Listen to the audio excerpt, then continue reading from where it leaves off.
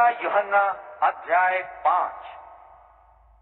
जो कोई यह विश्वास करता है कि यीशु मसीह है, वह परमेश्वर की संतान बन जाता है, और जो कोई परम पिता से प्रेम करता है, वह उसकी संतान से भी प्रेम करेगा। इस प्रकार जब हम परमेश्वर को प्रेम करते हैं और उसके आदेशों का पालन करते हैं, तो हम जान लेते हैं कि हम परमेश्वर की संतानों से प्रेम करते हैं। उसके आदेशों का पालन करते हुए हम यह दर्शाते हैं कि हम परमेश्वर से प्रेम करते हैं। उसके आदेश अत्यधिक कठोर नहीं हैं, क्योंकि जो कोई परमेश्वर की संतान बन जाता है, वह जगत पर विजय पा लेता है, और संसार के ऊपर हमें जिससे विजय मिली है, वह है हमारा विश्वास।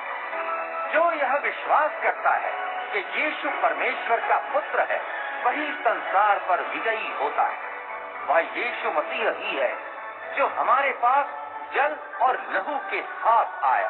केवल जल के साथ नहीं, बल्कि जल और लहू के साथ। और वह आत्मा है जो उसकी साक्षी देता है, क्योंकि आत्मा ही सत्य है। साक्षी देने वाले तीन हैं, आत्मा, जल और लहू, और ये तीनों साक्षियां एक ही साक्षी देकर परस्पर सहमत हैं। जब हम मनुष्य द्वारा दी गई साक्षी को मानते हैं, तो परमेश्वर द्वारा दी गई साक्षी तो और अधिक मूल्यवान है। परमेश्वर की साक्षी का महत्व इसमें है कि अपने पुत्र के विषय में साक्षी उसने दी है। वह जो परमेश्वर के पुत्र में विश्वास रखता है, वह अपने भीतर उस साक्षी को रखता है। परमेश्वर ने जो कहा है, उस पर जो विश्वास नहीं रखता, वह परमेश्वर को झूठा ठहराता है, क्योंकि उसने उस साक्षी का विश्वास नहीं किया है जो परमेश्वर ने अपने पुत्र के विषय में दी है।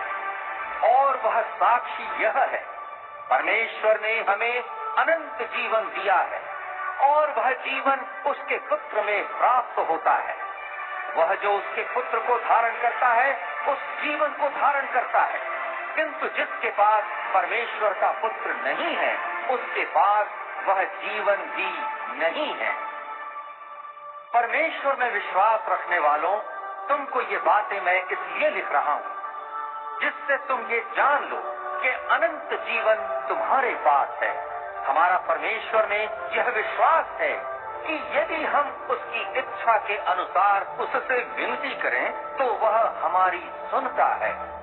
और जब हम यह जानते हैं कि वह हमारी सुनता है, चाहे हम उससे कुछ भी मांगे, तो हम यह भी जानते हैं कि जो हमने मांगा है, वह हमारा हो चुका है। यदि कोई देखता है कि उसका भाई कोई ऐसा पाप कर रहा है जिसका फल अनंत मृत्यु नहीं है, तो उसे अपने भाई के लिए प्रार्थना करनी चाहिए। परमेश्वर उसे जीवन प्रदान करेगा।